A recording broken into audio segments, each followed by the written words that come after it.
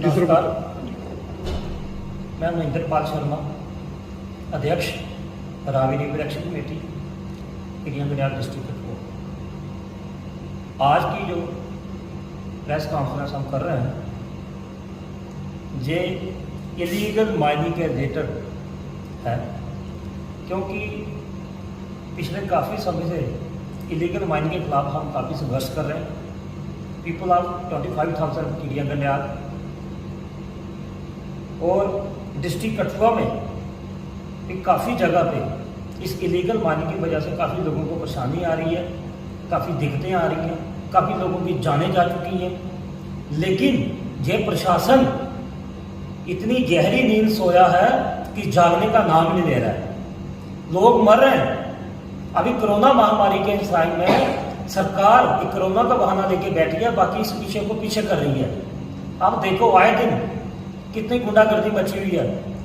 किरियां गंडियाल में 31 stone crusher हैं, जबकि 23 का कोर्स है, बाकी कहाँ अंधेरे में चल रहे हैं। इतना माल उन्होंने डैम्प किया हुआ है, इसका हर्जाना कौन देगा? ये जितना लॉस है ये सब लोगों का है, सरकार का है। हमारे लंगर साहब जिन्होंने कृषि इंडस्ट्री को 3 क्रशर को लगभग 18 करोड़ का फाइन किया था, और अचंभे की बात देखिए हमारे director mining, joint director mining इस बात का जायजा लेने वहां गए तो उन पे भी अटैक किया गया। पुलिस आई और खास तौर से मीडिया भाइयों का धन्यवाद कि जो मौके पे पहुंचे उसको कवर किया, उस सीन को लोगों को पता चला कि कितनी गुंडागर्दी है। वो एक डायरेक्टर माइनिंग के साथ अगर ऐसी अभद्र व्यवहार करते हैं तो हम जैसे लोगों को क्या मानते हैं? इतना माल उन्होंने डैम्प किया है, जो उनके बाप का माल नहीं है, ये लोगों का माल है, हम गरीब लोगों का माल है। जो कठुआ, जम्मू, जहां भी कंस्ट्रक्शन होती है, लोग छोटे छोटे काम कर रहे हैं, उनको माल बिल्कुल नहीं मिल रहा। चाहे तर्क तजवाल हो, चाहे किरियां गंडियाल हो, चाहे बिलावर हो, चाहे कोई भी एरिया हो, इस एरिया में इलीगल माइनिंग का ऐसा खेल, ऐसा नंगा नाच नाचा जा रहा है। इसमें डिस्ट्रिक्ट एडमिनिस्ट्रेशन पूरी तरह से सोया हुआ है, साथ मिला हुआ है, और इसमें सबसे ज्यादा जो जिम्मेवारी बनती है वो डिस्ट्रिक्ट माइनिंग अफसर की होती है।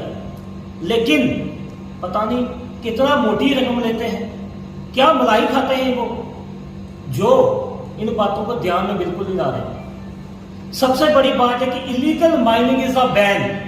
इलीगल माइनिंग पूरी तरीके से बैन है, उसके बाद भी कि इतना माल कहां से आ रहा है, कहां से आ रहा है इतना बड़ा माल, इतना जो स्कैम घोटाला है। इसके लिए मैं आपके माध्यम से बिजनेस के अफसरों को, सीबीआई के अफसरों को हम वहां तक ये बात पहुंचाएंगे, इसकी स्पष्ट निष्पक्ष जांच की जाए, ताकि लोगों के सामने सच और झूठ का पर्दाफाश हो सके।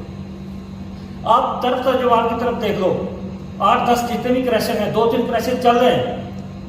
मैं पूछना चाहता हूँ, बस इतनी माल डैम्प किया है, रेलवे के काम आने वाली रोड़ी डैम्प की है, 50-50 फीट जो कह रहे खड्डे पड़े हुए हैं, गुंडागर्दी मची है, बिजली का बिल उनके पास नहीं है, वो धक्के से काम हो रहा है, लोगों को धमकाया जा रहा है, गुंडागर्दी की जा रही है। जितने एडमिनिस्ट्रेशन के अफसर हैं वो कहते हैं हमारी जेब में है, इसमें चाहे माइनिंग माफिया हो, डिस्ट्रिक्ट माइनिंग अफसर हो, मैं तो कहता हूँ डीसी और एसपी साहब के साथ है। क्यों? अगर कोई आदमी किसी चीज के लिए स्ट्रगल करता है, प्रोटेस्ट करता है, तो एडमिनिस्ट्रेशन का फर्ज बनता है उसको बात को ध्यान में लाए। लेकिन जो गूंगा बहरा एडमिनिस्ट्रेशन इस बात को सुनने को राजी नहीं है। आप देखो इतना माल डैम्प किया गया, उसकी सरकार को, एडमिनिस्ट्रेशन को उसकी जानकारी लेनी चाहिए, माल कहां से आया, माइनिंग बंद है, वो माल कहां से आ रहा है। उसके बाद लोगों को जो धमकाने का कार्य किया जा रहा है, जो गुंडागर्दी की जा रही है, डिस्ट्रिक्ट माइनिंग अफसर से एक बात मैं पूछना चाहता हूं आपके माध्यम से कि 2-3 दिन पहले जो वीडियो वायरल हुई है, बार बार एक टिप्पर और गाड़ी को पकड़ा, उस बात को उन्होंने छुपा के क्यों रखा? उनके खिलाफ एक्शन क्यों नहीं लिया गया? कितनी मोटी रकम उनको दी गई? डीएमओ साहब, आप दूसरी बार कठुआ में आए हैं और आपको पता कि आप कैसे हैं, लेकिन ये बर्दाश्त नहीं करेंगे आप लोग। क्यों? कि जो बात अगर कोई गरीब आदमी, छोटा मोटा आदमी कोई ट्रैक्टर ट्रॉली लेके जाता है, उस पर 2 मिनट में एक्शन हो जाता है। इतना बड़ा घोटाला, इतना बड़ा स्कैम, उसको रंगे हाथों पकड़ा और उसके बाद एक्शन क्यों नहीं हुआ? जितने भी स्टोन क्रशर लगे हैं, मैंने पहले वीडियो में ये कहा था, प्रेस कॉन्फ्रेंस कहा था कि हम स्टोन क्रशर के बिल्कुल खिलाफ नहीं है, लेकिन जो स्टोन क्रशरों की गुंडागर्दी है, मैं उसके खिलाफ हूँ था रहूंगा। माइनिंग माफिया पंजाब से आगे हमारे जम्मू कश्मीर में हमारे रावी दरिया का सीना छल्ली कर रहा है, इसका जिम्मेवार कौन है? ये जो एडमिनिस्ट्रेशन जो कुछ अफसर साहबान मीठी मीठी बातें करते हैं, उनको दिलासा देते हैं, मैंने पहले भी कहा था ये बंद कर दो। इनके बाप का माल नहीं है, इनके बाप का रावी दरिया नहीं है। जहां से लेके नीचे तक देख लो, दोनों तरफ से पंजाब हमारी सीमा में आके कितनी गुंडागर्दी कर रहा है। मखसूसपुर के क्रशे देख लो, हमारे गंडियाल का पूरा इलाका खत्म कर दिया है। इसके लिए तहसीलदार गौरव को हमने गंडियाल बुलाया, मौके पे दिखाया, और उनकी स्टेटमेंट थी 100 फीट गहरा हो चुका है, ये नहीं होना चाहिए। उसके बाद एक्शन क्यों नहीं हो रहा है? इंदर जी, काफ़ी लंबे अरसे से आप लड़ाई लड़ रहे हैं रावी कानून को लेकर, क्या देखते हैं पहले के हालातों में और अब जो सरकार ये वाली आई है, क्या देखते हैं, कितना फर्क देखते हैं? देखिए, फर्क तो कुछ खास नहीं है, क्योंकि जो सरकार है, प्रेजेंट सरकार है, बीजेपी की सरकार है, सबसे ज़्यादा गुंडागर्दी इनके राज में है।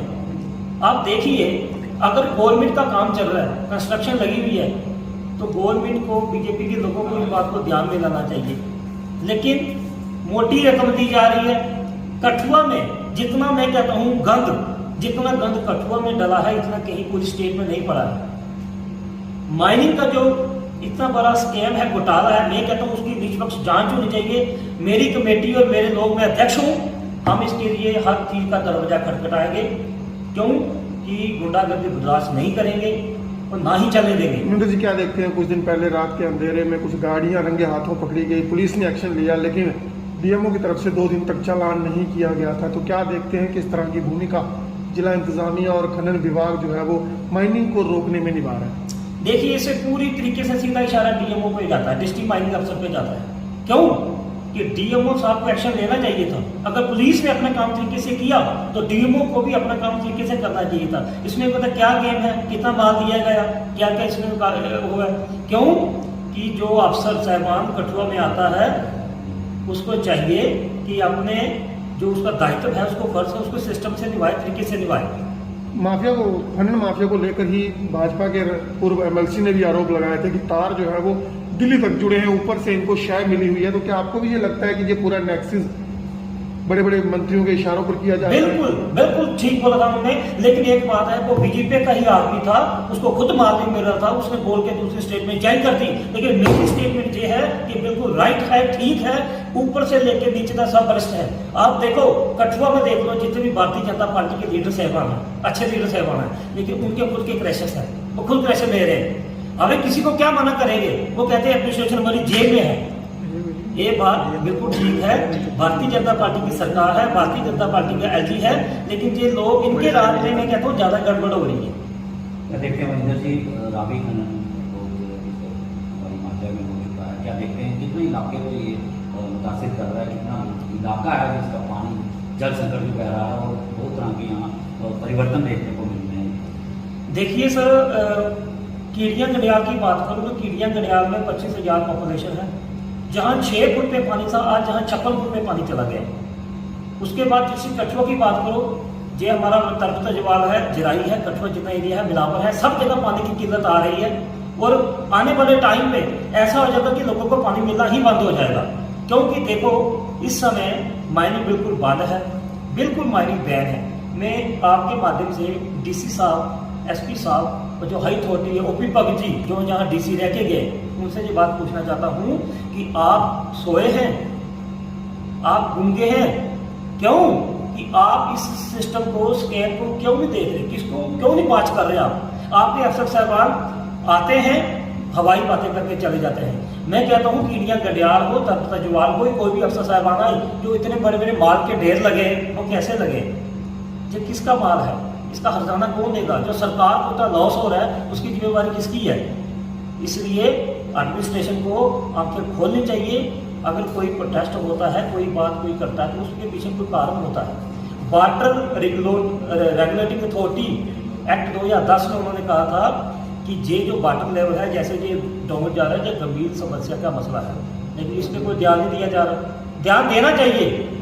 ये सब जो मिली जुली सरकार है, मिली जुला काम हो रहा है, इसको बंद कर देना चाहिए ताकि लोगों को दिक्कत ना आए। लोगों के बल पे सरकार होती है, तो लोगों को ध्यान नहीं आ रही। बात क्योंकि आपके इलाके में बहुत सारे कलेक्शन हैं, जब कभी आप सामान ले रहे हो, क्या बिल दिया जाता है वहाँ?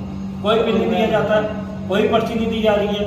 तो 2 ट्राली माल चाहिए था, तो मैं गया, वहाँ पे एक क्रैशर है न्यू जय राजपूताना स्टोर क्रैशर, वहाँ पे जब मैं माल लेने के लिए गया तो वो पहले तो वो पक्का बिल नहीं देते हैं, अगर उनसे पक्का बिल मांगो तो वो जगने के लिए आ जाते हैं। और उसके बाद अगर पक्का बिल नहीं हमें मिलता तो आगे हम जब रास्ते में आते हैं तो हमें जो पुलिस वाले भी तंग करते हैं, उसके बाद जो मतलब रियल्टी वाले हैं वो भी तंग करते हैं। तो मतलब इतनी गुंडागर्दी इन्हें क्रैशर वालों ने मिला रखी है, ना तो वो पक्का बिल देते हैं ना ऊपर से धक्के मारते हैं। क्या मेरी लगती है आपको विवाह के साथ क्या लगता है? हाँ मिली भगती लगती है। अभी देखो तो 2-3 दिन पहले जो वीडियो वायरल हुई है, पुलिस वालों ने कार्रवाई की, जेसीबी और मतलब दो मशीन और टिप्पर को पकड़ा है। तो मतलब अभी तक जो हमारे डीएम साहब है उन्होंने कार्रवाई क्यों नहीं की, उनका कोई मतलब चलान पेश क्यों नहीं किया उनका। देखो जो 4 दिन पहले जो घटना घटी, जो टिप्पर और मशीन को पकड़ा था, उस पे आज 4 दिन बाद कोई कार्रवाई नहीं की गई। अगर आज शाम तक उन पे कार्रवाई नहीं की गई तो डिस्ट्रिक्ट माइनिंग अफसर साहब और कठुआ एडमिनिस्ट्रेशन सुन ले, उसके बाद फिर जो हम करेंगे हमको दोष मत देना, क्योंकि 4 दिन हो गए, पूरी दुनिया देख रही है, पब्लिक देख रही है, मीडिया देख रहा है, इस पे कार्रवाई क्यों नहीं की गई? इसमें रीजन क्या है, इसमें कारण क्या है, कितना पैसा दिया गया, किसकी शेयर है ये सारी बातें डीएमओ साहब को फेस टू फेस बतानी पड़ेगी। नहीं तो हम लोग अपने तरीके से बताएंगे, जो हम कर सकते हैं हम करेंगे। क्योंकि अगर कोई एक्शन होता है तो जो रिस्पॉन्सिबल मैन होता है, अफसर होता है, उसको इसमें ध्यान देना चाहिए। लेकिन बड़ी चंभे की बात है कि आज 4 दिन 72 घंटे से ज़्यादा ऊपर हो गया, इस पर कोई एक्शन नहीं हुआ। डीएमओ साहब आपसे विनती भी है और आपको चेतावनी भी है, ये 4 दिन हो गए, इस पर शाम को इस पर एक्शन होना चाहिए। नहीं तो रावी रेलवे एक्शन कमेटी अपने तरीके से करेगी जो करना होगा। क्या रुख रहेगा अगर जल्द? देखिए पिछले 4 साल से मैं इलीगल माइनिंग के खिलाफ ये लड़ाई लड़ रहा हूं और मैं आपके माध्यम से इस एडमिनिस्ट्रेशन को, इस सरकार को ये चेतावनी देता हूं, अगर उन्होंने इस बात को गौर नहीं फरमाया, इलीगल वालों काम करने वालों पे एक्शन नहीं लिया तो जे मेरा संघर्ष और ज्यादा तेज होगा। मैं कोरोना की महामारी के कारण हम लोग कितने परेशान हैं, जूझ रहे हैं, उसकी तरफ एडमिनिस्ट्रेशन का ध्यान नहीं है, लेकिन हम उसकी परवाह किए बिना सड़कों पे आ जाएंगे। इसके लिए जो भी गलत है उसके खिलाफ सख्त से सख्त कार्रवाई होनी चाहिए। नहीं तो जिस दिन महेंद्रपाल शर्मा अपने पूरे संगठन को लेके सरकार के अगेंस्ट में उतर गया, इसका जो भी इंजाम होगा वो देखा जाएगा, क्योंकि हम पब्लिक की लड़ाई लड़ रहे हैं और इसमें सरकार और एडमिनिस्ट्रेशन को ध्यान देना चाहिए। जो आंखें बंद करके बैठी है उनको खोलना चाहिए। पब्लिक के पद पे एडमिनिस्ट्रेशन है, सरकार है, अगर पब्लिक नहीं रहेगी तो जो एडमिनिस्ट्रेशन को भी रहने का कोई हक नहीं है। जय हिंद, जय भारत।